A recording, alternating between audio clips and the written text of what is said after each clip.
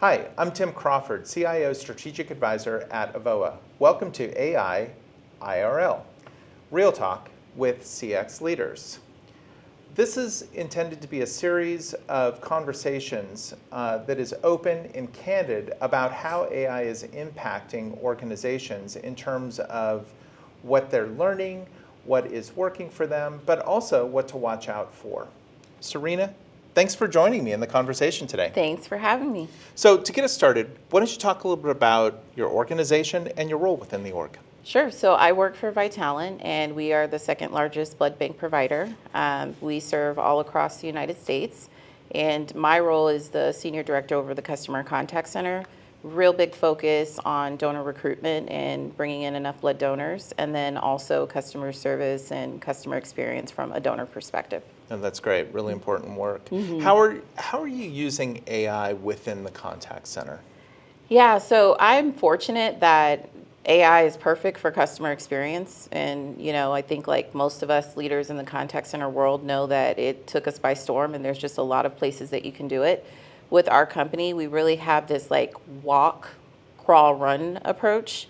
Mm-hmm. We're in healthcare, and so there's a lot of risk and compliance and regulation that we have to consider. So I am taking the approach of just bringing it on lightly through our IVR system.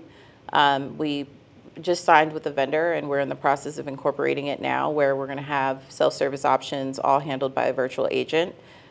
We have in the past already integrated chatbots and just different little things here to enhance business practices.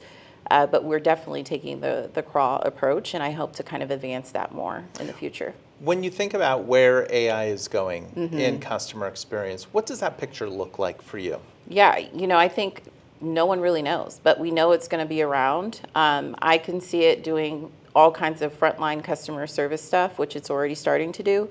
But I also am excited about it being more incorporated in leadership. I mean, we already know it does note-taking, email type stuff, but I could actually see like an AI supervisor one day. May sound crazy to some people, to be managed by, an AI machine. But at the end of the day, I really think that we're going to start to see this more and more as the years continue to advance, because the technology is just very forward-facing and fast-moving. So that's great. Yeah. When you think about the balance between risks and opportunities, and especially working in a healthcare setting, mm-hmm. what does that look like for you? Well, my perspective is there's no opportunity without risk. So I think you have to be willing to jump in and take some risk, calculated and strategic risk. But at the end of the day, that's how you kind of innovate.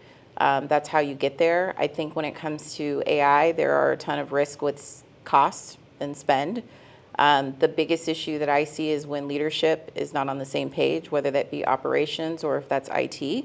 That partnership has to be strong, and there needs to be a clear vision, and then there needs to be clear execution. So I really think that as long as you kind of lay that groundwork and that foundation, your risk is still there, but it's a lot lower, and you just go through the experience. This is great. Mm-hmm. Thanks so much for sharing your candid perspective. It's always good to get a perspective on someone that's been down this path, and also from a highly regulated industry such as healthcare. Absolutely. Thanks for taking part, Sarina. Thanks for having me.